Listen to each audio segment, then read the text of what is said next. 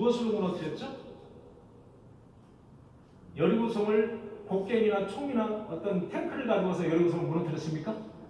뭘 물었어요? 나팔을 물었어요. 나팔을 무너뜨렸어요.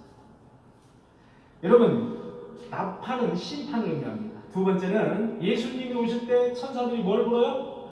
나팔을 불어요. 강림을 의미합니다. 그 다음에 나팔은 구원을 의미하기도 합니다. 이렇게 나팔은 세 가지를 의미합니다. 첫째는 심판을 의미합니다. 나팔은 예수 그리스도의 심판. 그 다음에 구원을 의미하고 강림을 의미합니다. 첫째 나팔을 불었어요. 그랬더니 피 섞인 우박이 나왔어요. 여러분, 출애굽기에 모세가 출애굽할 때 우박이 나오죠. 우박. 그죠? 우박이 몇 번째 나옵니까? 7번째 나옵니다. 재앙, 10가지 재앙 중에 7번째 재앙이 우박입니다. 출애굽기 9장 22절을 보니까 너는 애굽을 향하여 손을 들어, 모세에게 하는 말입니다. 하나님께서 너는 애굽을 향하여 손을 들어 애굽 전국에 우박이 애굽 땅의 사람과 짐승과 밭의 모든 채소에게 내리게 하라. 밭의 모든 채소에게 내리게 하라. 우박이 내리면 여러분 먹을 게 있습니까? 없습니까? 우박이 내리면 여러분 먹을 게 있어 없어요? 여러분, 우박 내리면요 먹을 게 없습니다. 쉽게 얘기하면 우박이 상징하는 것은 기근을 의미합니다. 먹을 게 없어지는 거예요. 기근. 실제로 우박이 내리기도 하지만, 여러분 지금도 우박 내리죠? 지금도 우박 내리지 않습니까? 그런데 실제로 우박을 상징하기도 하지만 우박이 상징하는 의미는 여기 보시면 모든 채소에게 내리게 하나, 모든 채소를 못 먹게 하나입니다. 기근을 의미합니다. 우박은. 여러분, 피 섞인 우박이라고 했잖아요. 그래서 많은 여러분, 피 섞인 우박이 그럼 뭡니까? 이렇게 여러분 질문하지 마세요. 왜냐하면 저도 몰라요. 어떤 목사님들은 피 섞인 우박이 뭐 하늘에서 떨어지는 별똥별, 뭐 별들이 뭐 충돌해가지고 거기에서 떨어지는 이렇게 있잖아요. 저 유성 같은 거 여러 가지 해석이. 그런데 이 해석을 여러분 제가 찾아보니까 해석이 다양하게 나오긴 하지만 이거다라고 우리가 이야기할 수 있는 게 없어요. 말 그대로 피 섞인 우박이에요. 말 그대로 피 섞인 우박. 피 섞인 우박이 떨어지는 거예요. 쉽게 해서 기근이 된다는 거예요. 24절, 출애굽 9장 24절을 보니까 우박이 내림과 불덩이가 우박에 섞여 내림이 힘이 맹렬하니 이런 말씀이 있어요. 똑같아요. 여러분, 출애굽기 9장 24절의 말씀과 똑같아요. 지금 이 피 섞인 우박이 내린다는 그 말씀. 똑같아요. 불덩이가 우박에 섞여 내린다는 거예요. 이것을 다리게 어떻게 우리가 뭐 3차 대전이 일어나서 전쟁이 일어나서 뭐 포탄이 뭐 수억 번 포탄이 이렇게 쏟아져 내리는 것을 우리가 뭐 피 섞인 우박이다 이렇게 말씀하시는 분도 있는데, 이제 그것은 너무 좀 앞서 나갔다. 그냥 이렇게 해석하기가 어려울 때는 그냥 피 섞인 우박이에요. 구약에도 피 섞인 우박이 내린다는 말씀이 있어요. 이렇게 실제로 피 섞인 우박이 내렸고요. 그러니까 이것은 그대로 해석하는 게 좋겠다. 자, 근데 우박과 불이 이제 나와서 사람을 죽게 하는 것이 아닙니다. 무엇을 죽게 하느냐? 자, 쭉 한번 읽어보세요. 자, 나팔소리 함에 타버리고 수목의 3분의 1과 그 다음에 뭐가? 각종 푸른 풀도 다 타버렸어요. 몇 분의 몇이 타버렸어요? 3분의 1. 왜 하필이면 3분의 1이었을까요?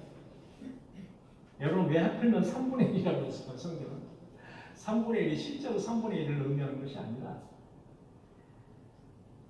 모든 채소와 모든 수목이 아니고 3분의 1씩 해서 제한된 자연계에 피해를 줬다라는 그 뜻으로, 그 뜻을 문학적으로 이렇게 3분의 1이라는 표현으로 표현을 했어요. 그래서 성경에 찾아보면 3분의 1, 4분의 1 이런 그런 묘사가 많이 나옵니다, 여러분. 3분의 1, 4분의 1이라는. 그래서 3분의 1은 아직도 재앙이 전체로 다 퍼진 것이 아니라 제한된 일부분의 제한이다라는 것을 표현해주고 있는 거예요. 완전한 재앙이 아닌 거예요. 아직. 자, 그 다음에 여러분 왜 하필이면 자연계의 하나님은 이렇게 자연계에다가 심판을 내릴까요? 옛날이나 지금이나 우리 사람들은 미련하고 곰탱이여서 하나님을 대상으로 하나님이 이 세상을 창조하셨음에도 불구하고 눈에 보이는 피조물을 섬겨요. 지금도 마찬가지죠. 눈에 보이는 것을 섬깁니다. 지금도 여러분, 저와 여러분들이나 마찬가지로 바위나 아니면 뭐 나무나 하늘이나 이런 거를 섬기는 사람도 있지만은 눈에 보이는 것 뭐죠? 대표적인 게 물질이죠. 돈, 권력이죠, 명예죠. 이런 것들 섬기 똑같은 겁니다. 그것도 다 역시 마찬가지로 피조 세계, 피조 우리 눈에 보이는 거예요. 그거를 섬기는 거예요. 그게 숭배의 대상이 되는 거예요. 그래서 하나님께서는 재앙을 내리실 때도 이스라엘 백성에게 그 출애굽 재앙을 내리실 때도 상당 부분이 눈에 보이는 거예요. 첫째 뭐였죠? 나일강에 강물을 피로 만드는 거예요. 나일강은 지금이나 옛날이나 젖줄이죠, 젖줄. 그래서 나일강은 신적으로 섬겼어요. 지금도 어디 뭐 인도에 가면 그 앞에 있는 흐르는 그죠? 강을 거기 들어가면 또 사람이 되게 아주 깨끗해진다 그래서 거기 들어가잖아요. 그래서 이렇게 대상을 피조물의 대상을 숭배의 대상으로 섬기는 것에 대해서 하나님이 질책하시는 의미에서 이렇게 10개 재앙 중에서 나일강을 피로 만드는 재앙이 있었고요. 개구리 또는 파리, 여러분 파리도 섬겼습니다. 여러분 파리, 날아다니는 파리도 섬긴다고요. 파리도 우상으로 섬겨요. 여러분 쥐도 우상으로 섬기는 거 아세요? 인도에 가면은 여러분 쥐에다가 쥐에다가 우유를 아침마다 우유를 주잖아요. 많은 통에다가 우유를 주면 쥐 수백 수천 마리가 와가지고 그 이제 우유를 먹어요. 그 쥐를 섬기잖아요. 우리는 징그럽지만 그 사람들은 하고 섬기는 거예요. 쥐를 보면 절대 죽이잖아요.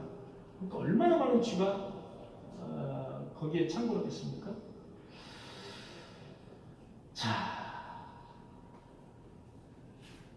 택한 자를 온전히 구원하기 위한 하나님의 경고의 메시지는 바로 처음에는 이렇게 대자연의 심판을 하신다. 오직 하나님을 떠난 사람들에게는 심판만이 존재하고 하나님을 믿는 성도들에게는 구원의 심판, 구원의 나팔이 불려진다. 구원의 나팔이 불려진다는 거예요. 절대로 계시록에 나와 있는 말씀은 성도들을 향한 말씀이 아니에요, 여러분. 여러분 계시록을 읽으면서 되게 겁내하고 무섭고 두려움에 떨 필요가 없는 것이 계시록에 나와 있는 것을 찬찬히 읽어보면 모두 다 믿지 않는 땅의 사람들에게 대상으로 하는 말씀이에요. 전부 다. 그래서 믿는 사람들에게는 전혀 해당 사항이 없어요. 믿는 사람들을 오히려 하나님의 장관으로 인치시는 거예요. 믿는 사람들. 성도들은 다 하나님이 보호하시는 거죠. 다 그런 거예요. 그래서 이 요한계시록을 공부하면서 성도들을 두려움에 떨게 하고 성도들에게 막 이상한 그런 말로 막 이렇게 헌금을 강요하고 이런 건 기본적으로 이거는 사이비 이단이다 보시면 됩니다. 이건 기본이에요, 아주. 자, 8장 8절 읽어주시기 바랍니다.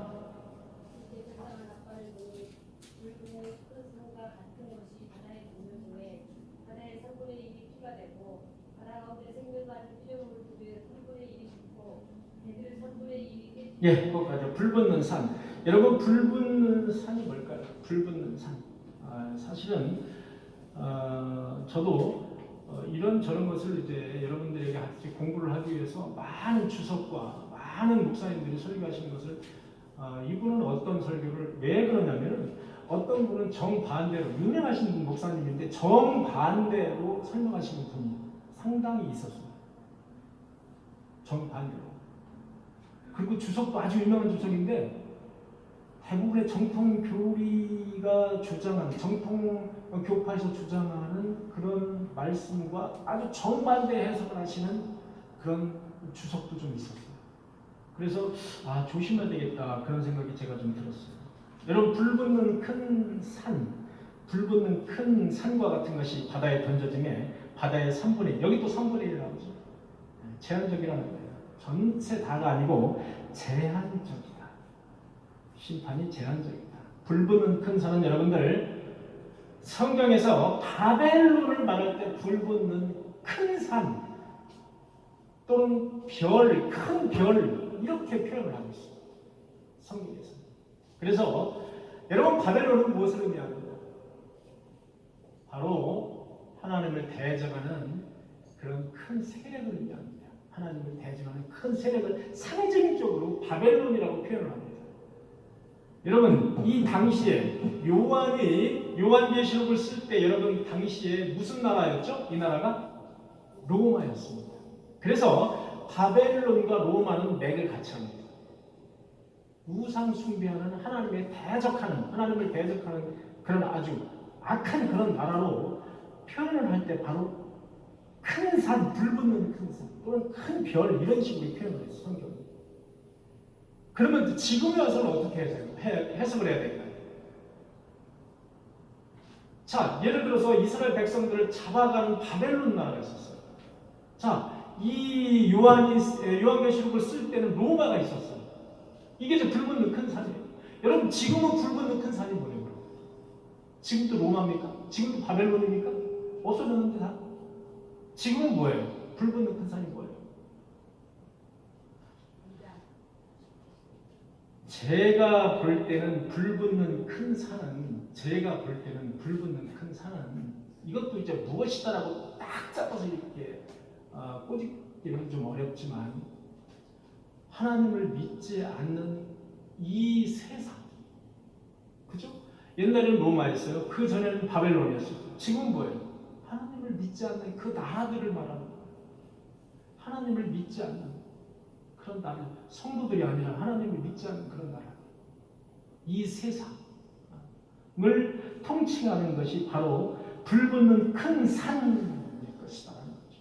이 불붙는 큰 산과 같은 것이 바다에 던져질 거예요. 바로 심판을 의미하는 것입니다. 심판을 의미하는 것이에요. 바다에 던져지면 3분의 1이 피가 됐다는 말인 거예요. 피는 무엇을 의미하죠? 불닭, 전쟁, 죽음을 의미합니다. 여러분, 피는 예수 그리스도의 보혈의 피를 할 때 그 피는 생명을 의미하기도 합니다. 그런데 성경에서 심판 때 나오는 그 피는 죽음, 전쟁을 의미한다. 그렇게 보시면 돼요. 9절, 바다 한가운데 생명 가진 피조물의 3분의 1이 죽고, 마찬가지죠. 배들이 3분의 1이 깨지더라. 마찬가지. 여기서 이제 배는 사실은 이제 문명을 가로지르고 문명을 전파하는 그런 교통의 수단이지 않습니까? 지금 교통의 수단들이 얼마나 발달되어 있어요. 이런 배들, 이런 문명이라고 말할 수가 있겠죠. 그런 것들 3분의 1이 깨지다. 역시 마찬가지로 재앙이에요. 여러분, 예레미야 51장 25절에 보니까 이런 말씀이 있어요. 여호와의 말씀입니다. 온 세계를 멸하는 명산의 산을 보라. 명망의 산을 보라. 나는 내 원수라. 나의 손을 내 위에 펴서 너를 바다에서 굴리고 너로 불탄 산이 되게 하리라. 내가 너로 불탄 산이 되게 하리라. 여기서 불탄 산이 나옵니다. 너를 심판하리라. 그런 뜻이에요. 3분의 1이 심판의 대상이 된다. 이런 뜻입니다. 불탄 산. 내가 너로 불탄 산이 되게 하리라. 어떤 분은 이걸 향해서 어떤 목사님 설교 들어보니까 어떤 목사님은 핵전쟁으로 인해서 수많은 사람들이 죽을 것이다 라는 것을 암시한다 이렇게 말씀하시는 분도 있습니다. 물론 틀린 말이 아닐 수도 있으나 너무 해석을 이렇게 광의적으로 앞서서 해석을 하지 말자. 자칫 잘못하면은 우리가 하나님이 말씀하신 그 본래의 진리를 벗어날 수 있다. 그러니까 잘 모르는 것은 그냥 말을 그대로 그대로 넘어가자. 그런 거죠. 너무 모든 것을 다 알려고 할 필요가 없다. 자, 10절입니다. 셋째 나팔 읽어주시기 바랍니다. 셋째 천사가 나팔을 부니 횃불같이 타는 큰 별이 하늘에서 떨어져 강들의 여러 물샘에 떨어지니 이 별 이름은 쓴 쑥이라. 물의 3분의 1이 쓴 쑥이 되매 그 물이 쓴 물이 되므로. 예, 됐습니다. 많은 사람들이 죽더라. 셋째 나팔을 보니까 횃불같이 타는 큰 별이 하늘에서 떨어져서 역시 3분의 1과 여러 물샘에 떨어졌는데 그 별 이름이 쓴쑥이라는 겁니다. 그 별 이름이 쓴쑥이라는 겁니다. 횃불같이 타는 큰 별, 횃불같이 타는 큰 별은 무엇을 의미할까요? 여러분, 이사야 14장에 보면은 횃불같이 타는 큰 별을 계명성으로 또는 바벨론으로 또는 로마로 또는 이 세상으로 그렇게 우리가 해석을 할 수가 있어요. 횃불같이 타는 큰 별. 여러분 아까 제가 말씀드렸죠. 큰 별이 성경에서 의미하는 바가 바벨론 또는 로마. 그걸 상징한다고 그랬죠. 성경에서 나오는. 그래서 쉽게 얘기해서 이 세상을 의미합니다. 이 세상을 의미합니다. 하늘에서 떨어져 강들의 3분의 1과 여러 물샘에 떨어진다는 거예요. 물샘에 떨어지는데 그 별 이름이 바로 쓴쑥이라는 거예요. 쓴쑥. 여러분 쓴쑥이다. 쓴쑥이다. 자, 여러분 쓴쑥을 이해하기 위해서는 우리가 어디를 봐야 되냐면은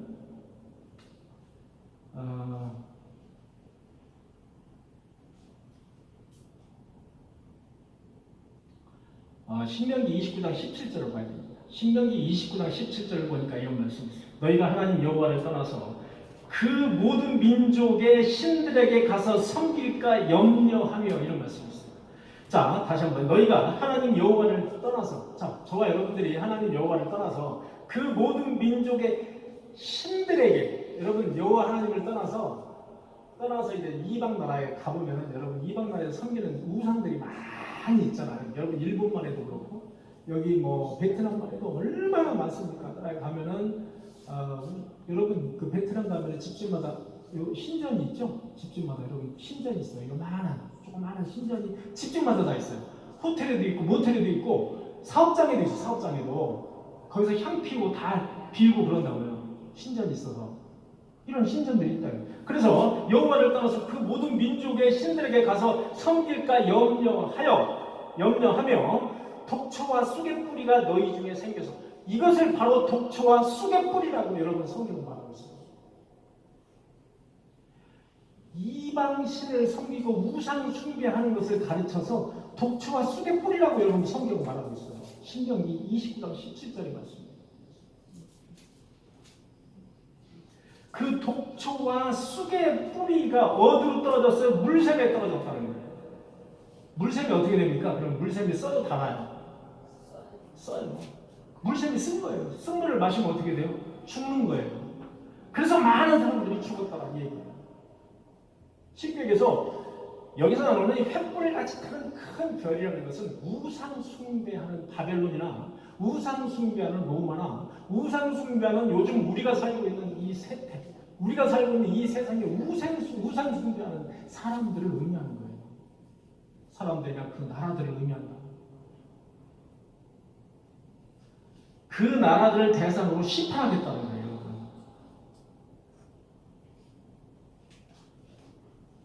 그 모든 민족의 신들에게 가서 섬길까 내가 염려한다 이거예요. 그런데 그것이 뭐냐? 독초와 쑥의 뿌리. 독초와 쑥의 뿌리라는 거예요. 쑥의 뿌리가 샘물이 떨어져가지고 많은 사람들이 죽었다는 거예요. 그 샘물을 먹으니까. 여러분 요즘도 여러분 이단에 가가지고 하나님을 떠나서 다른 사람을 섬기는 그런 다른 신을 섬기고 다른 교주를 섬기고 이런 사람들이 많잖아요. 그런 사람들의 영적 상태. 그런 영적 상태는 뭐냐? 바로 쓴 쑥물이라는 거예요. 그게 쓴 쑥물을 내어서 성도들의 그 영혼을 어떻게 한다? 질식시켜버린다는 거예요. 질식시켜서 죽여버리는 거예요. 그게 바로 우상 숭배하는 거고 사이비 이단들이에요. 그게 바로 여기서 말하는 셋째 나팔이에요. 셋째 나팔이 불면 사이비 이단, 이방 우상 숭배하는 그 어떤 대상이든 그것이 어떤 대상이든 그것을 다 심판하시겠다 말씀하시는 거예요. 지금. 셋째 나팔에. 자, 넷째 나팔 12장 읽어주시기 바랍니다. 12절. 넷째 천사가 나팔을 부니 그 3분의 3분의 1이 어두워지니 낮 3분의 1은 비추이었고 밤도 그러하더라. 내가 또 보고 내가 또 보고 들으니 공중에 날아가는 독수리가 큰 소리로 이르되 땅에 자기에게 화가 있으리니 이는 새 천사들이 불어야 할 나팔 소리가 남아 있으리로다 하더라. 예, 거기까지입니다. 또 해 3분의 1과 달 3분의 1과 별 3분의 1이 타격을 받아 그 3분의 1이 어두워집니다. 그 해와 달과 별의 그 빛이 어두워지는 거예요. 여기서 중요한 것은 어두워졌다는 거예요. 여러분 이런 그 넷째 나팔을 보니까 이런 그 우주가 대격변이 있었던 게 있었죠, 여러분 앞에서. 몇 번째 나팔에 몇 번째 인을 뗐을 때 이런 일이 있었죠? 우주의 대격변이 예수 그리스도가 몇 번째 인을 뗐습니까? 여섯 번째입니다. 여섯째 인을 뗐을 때와 아주 유사한 그런 것이 넷째 나팔에 나옵니다. 그래서 여러분 요한계시록이 이렇게 순서적으로 나열되어 있지 않다는 거예요. 여러분 요한계시록은 순서적으로 이렇게 나열되어 있으니까 예를 들어서 첫째 나팔 불고 둘째 나팔 불고 물론 점진적으로 순서적으로 해석할 때도 있어요. 그런데 모든 것을 그렇게 해석하면 안 된다. 모든 것은 순서적이고 나열적으로 해석하면 안 된다. 어떤 것은 반복되는 경우도 있어요. 이것도 반복되는 경우로 봐야 됩니다. 여섯째 인을 띄었을 때의 상태와 아주 유사한 거예요. 넷째 나팔을 보니까 이런 현상이 나오는 거예요. 여러분 3분의 1, 3분의 1, 3분의 1이 계속 나오죠? 이것은 아까 말씀드렸다시피 모든 그런 심판이 아니라 제한된 일부의 심판을 의미할 때 3분의 1 계속해서 나오고 있는 겁니다. 여기서 중요한 것은 어둠입니다. 어둠. 여러분 이 어둠은 이방인들, 예수를 믿지 않는 하나님을 믿지 않는 이방인들에 대한 마지막 경고입니다. 요엘서 2장 31절에 보니까 여호와의 크고 어두운 날이 이르기 전에 해가 어두워지고 달이 핏빛같이 변하리니 역시 어둠, 심판에 대해서 어두움을 말하고 있어요. 아모스 8장 9절에 보니까 그날에 내가 해를 대낮에 지게 하여 백주의 땅을 캄캄하게 하며 이렇게 여러분 심판은 심판이 오기 바로 전에 이렇게 어두움이 깔린다고 성경은 말하고 있어요. 그래서 이 어두움은 바로 심판의 징조다 이렇게 보시면 되겠습니다. 해와 달과 별의 3분의 1 타격이 있는 거예요. 해와 별과 달의 3분의 1이 타격을 입는다. 라는 어떤 묵시적인 그런 문학적인 그런 요한계시록의 표현이다. 이렇게 보시면 되겠습니다. 여러분, 독수리가 무엇을 상징할까요? 독수리는 여러분, 하나님의 모습을 여러분 그 요한계시록의 앞장에서 배웠죠? 앞장에서 보면은 하나님의 모습을 상징할 때 네 가지 상징이 있었습니다. 그죠? 사람과 같은 또는 사자와 같은. 그죠? 하나는 바로 독수리였어요. 독수리는 무엇을 상징할까요? 새 중에서 가장 힘이 있는 강한 그런 존재를 의미하는 것이 바로 독수리입니다. 독수리. 여기서 독수리는 여러분 독수리가 큰 소리로 이르되 이렇게 말했잖아요. 독수리가 큰 소리로 이르되 땅에 사는 사자들에게 화가 있습니다. 여러분 여기에서 말하는 독수리가 악의 천사일까요? 하나님의 사자의 천사일까요? 문맥으로 봐서 하나님의 심부름을 하는 사자라고 봅니다. 이 독수리. 네. 그래서 이게 그 성경을 읽다 보면은 요한계시록을 읽다 보면 이게 하나님이 보낸 천사가 의미하는 것인지 천사를 의미하는 것인지 아니면 이 사탄이 보낸 천사를 의미하는 것인지 이거를 잘 문맥을 구성해야 된다. 이거요. 엉뚱하게 해석하시는 목사님들이 정말 제가 있더라니까요. 엉뚱하게 해석을 하셨어요. 그렇게 되면 문맥이 전체적으로 틀어지게 됩니다. 그래서 여기서 나오는 독수리는 하나님의 사자를 의미한다. 그렇게 보시면 되겠습니다. 하나님이 경고하시는 것을 의미한다. 그렇게 보시면 되겠습니다. 자, 9장 1절 보겠습니다. 읽어주시기 바랍니다. 다섯의 천사가 나팔을 불때 내가 보니 하늘에서 땅에 떨어진 바나나가 있는데 그가 무지개의 열쇠를 받았더라. 됐습니다. 자, 이 부분도 되게 목사님들이 이렇게 자, 무적행을 받은 천사를 엉뚱하게 해석을 하시는 목사님들이 좀 있었어요. 자, 여러분 첫째, 무적행의 열쇠는 누가 관리하실까요? 자, 여러분 무적행이 뭡니까? 무적행.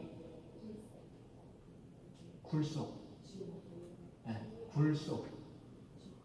네. 끝이 있는 굴속에 끝이 없는 굴속. 네, 끝이 없는 구덩이 속을 의미합니다. 무적행은.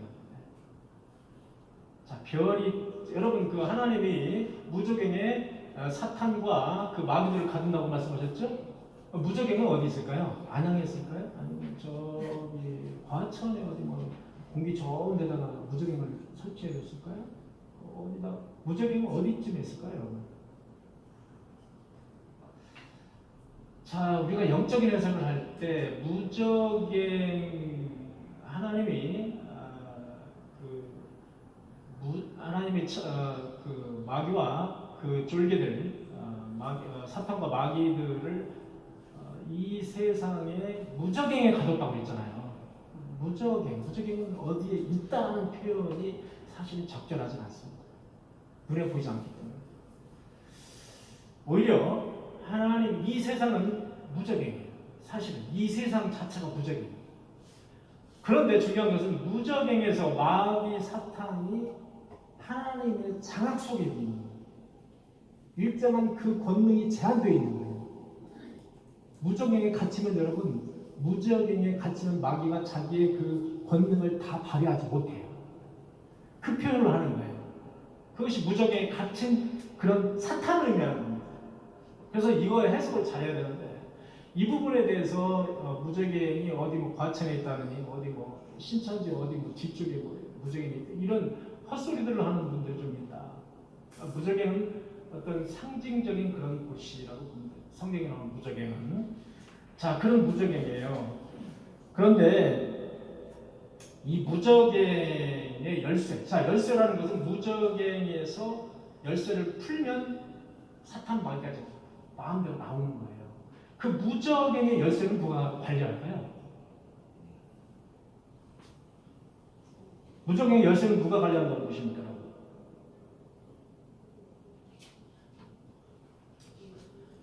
자, 여러분 요한계시록 1장 8절을 보니까 제가 읽어드릴게요. 주 하나님이 이르시되 나는 알파와 오메가 이제도 있고 전에도 있었고 장차 올 자의 전능자라. 18절을 보니까 이제 세세토록 살아있어 사망과 음부의 열쇠를 가졌노니 무적행의 열쇠를 사탄에게 줄 리가 있어요, 없어요?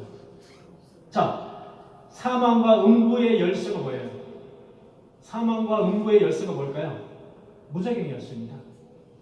사망과 음부의 열쇠. 사망과 음부의 열쇠를 내가 가졌다는 거예요. 하나님이 가진 거예요. 근데 이 무적행의 열쇠를 사탄에게 줄까요? 열쇠를 사탄에게 줄까요? 아니면 하나님의 명을 받은 천사에게 줄까요? 그렇습니다. 여러분, 문맥상 하나님의 명을 받은 천사에게 주는 거예요. 이거를 해석을 잘 안 하셔가지고 이게 하나님의 명을 받은 천사인지 아니면 사탄의 명을 받은 천사인지 잘 모른다고 하시는 분들 되게 많더라고요. 목사님들이 해석할 수 없다라는 식으로. 이걸 왜 해석을 못해요? 무적행의 열쇠는 하나님이 관리하고요. 하나님이 관리하시는데 하나님이 관리하시는 무적행의 열쇠를 하나님의 명을 받은 천사에게 준 거예요. 그 천사가 지금 보니까 어떻게 됐어요? 9장 1절 나팔을 불매 내가 보니 하늘에서 땅에 떨어진 별 하나가 있는데 그가 무적행의 열쇠를 받았다는 거예요. 무적행의 열쇠를 받았다는 거예요. 하나님의 명령을 받은 하나님의 명을 받은 그 천사를 의미하는 거예요. 그 천사를.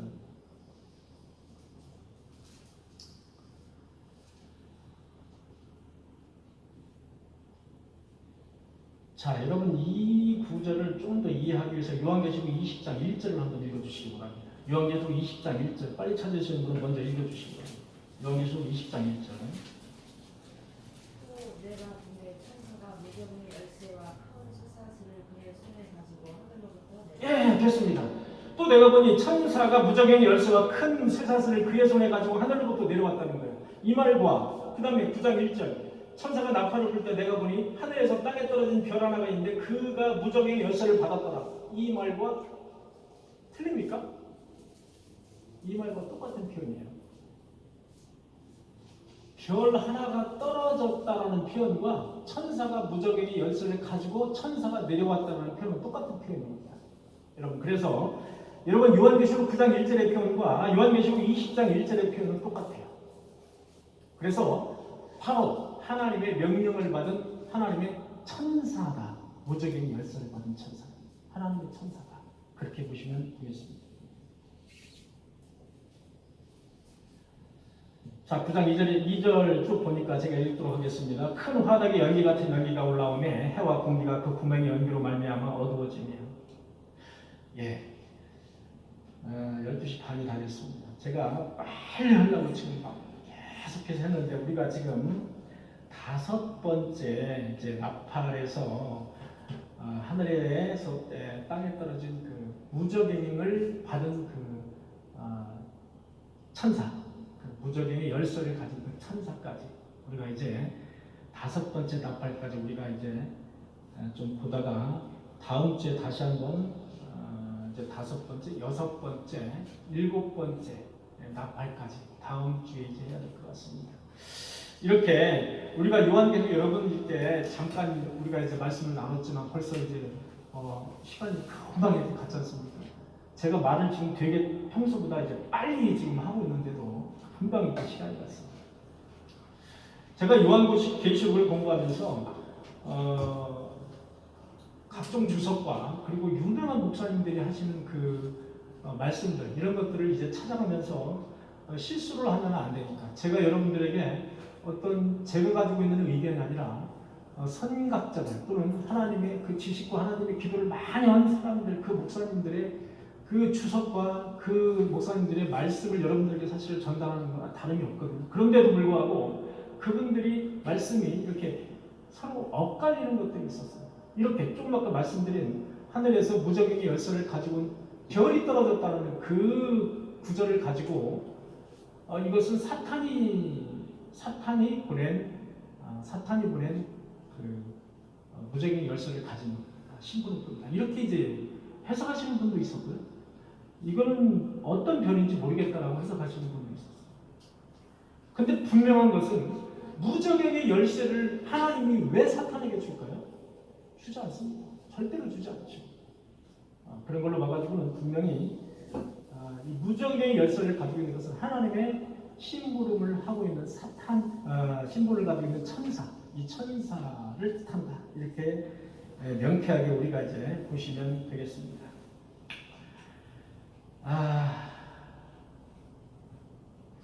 사랑하는 성도 여러분, 우리가 요한계시록을 우리가 보면서 여러분들은 무엇을 느끼고 계십니까? 물론 요한계시록을 이번에 다 끝내는데 요한계시록을 한 일이 다 보면서 끝낼 수는 없어요.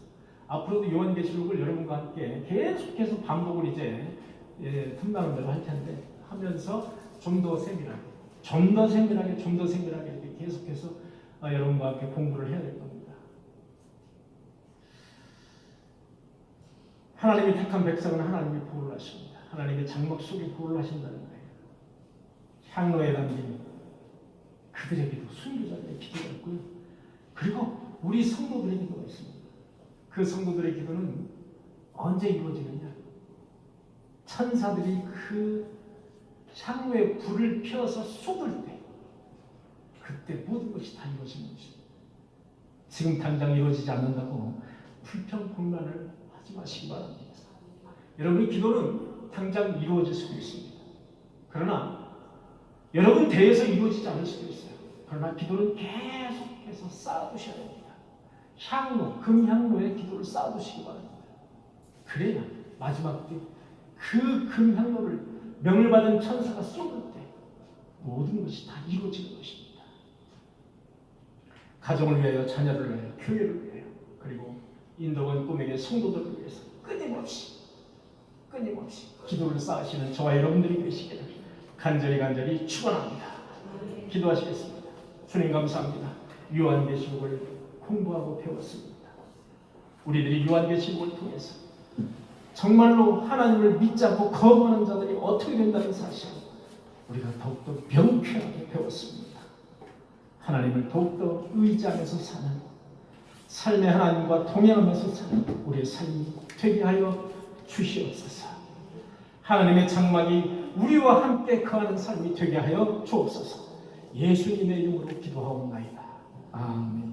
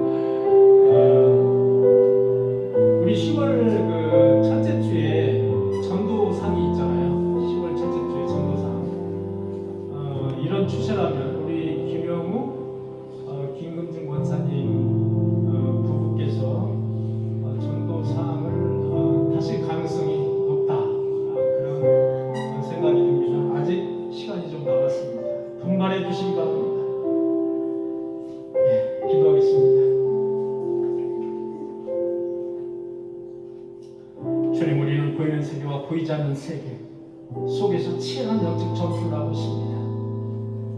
어쩌면 보이는 세상이 전부인 것처럼 우리는 거기에 몰두하면서 사는 것이 아닌가. 다시 한번 이 시간 우리의 삶을 점검하게 하여 주옵소서. 보이지 않는 세상, 그런 영적인 그런 세상을 위해서, 영의 세계를 위해서 하나님의 뜻을 분별하면서 우리가 살아가는 우리 성도들이 다 되게 하여 주시옵소서. 내가 내게 권하노니 연단한 금을 사서 부유하게 하고 흰 옷을 사서 입어서 벌거벗은 수치를 보이지 않게 하고 안약을 사서 눈에 발라서 너희 눈이 보이게 하라. 자녀신 주님, 우리가 연단한 금을 어떻게 사며 흰 옷은 또한 어디서 구입을 해서 어떻게 입느냐, 안약은 또 어디에서 구입을 하는지 주님, 우리가 알아들을 수 있는 지혜를 허락하시고 볼 수 있는 눈을 우리에게 허락하여 주시옵소서. 무뎌진 감각을 주님 깨워 주옵소서.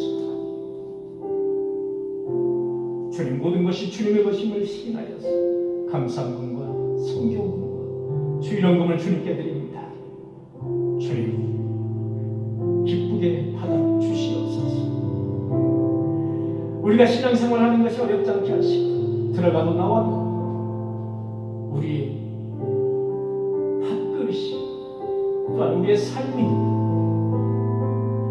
주님 영육간에 아울러 채워지게 하시고 우리가 시험에 들지 않게 하시고 다만 하게서 우리가 구원받은 그런 역사가 있게 하여 주옵소서. 주님, 또한 우리 꿈의 교회를 불쌍히 여겨 주옵소서. 요셉이 꿈을 꾸었던 그 꿈을 우리도 간직하게 하여 주옵소서. 요셉을 섭리하시고 요셉을 역사하셨듯이 우리 꿈의 교회를 역사하시고 섭리하시고 부흥시켜 주시옵소서. 우리 꿈의 교회가 세상에 빛이 되게 하시니 우리 꿈의 교회가 세상이 썩음을 방지할 수 있는 소금의 금 충분히 감당해내는 우리 교회가 될 수 있도록 주여 주님께서 역사하시고 섭리하여 주옵소서. 주님, 우리 꿈의 교회에 많은 자녀들이 있습니다. 공부하는 자녀도 있고 축구를 하는 자녀도 있습니다. 쇼트트랙을 하는 자녀도 있습니다. 직장에 다니는 자녀도 있고 사업을 하는 자녀도 있습니다. 결혼을 앞둔 자녀도 있습니다. 주님, 이제 얼마 있으면 입시를 앞두고 있습니다. 자, 입시를 앞둔 자녀 지혜와 명철을 허락하셔서 원하는 것이 주 안에서 모두 이루어질 수 있도록 복의 복을 더하여 주시옵소서. 직장과 결혼을 앞둔 자녀들에게도 축복하셔서 하나님께서 사람을 주신 목적에 부합하는 그들의 삶이 되게 하여 주옵소서. 모두들 하나님께 복받는 그런 인생들이 다 되어질 수 있도록 주님 축복으로 인도하여 주옵소서. 주님, 헌금이 쓰여질 때마다 하나님의 향기가 드러나게 하시고 하나님의 역사가 드러나게 하여 주옵소서. 예수님의 간절히 기도하옵나이다. 아멘.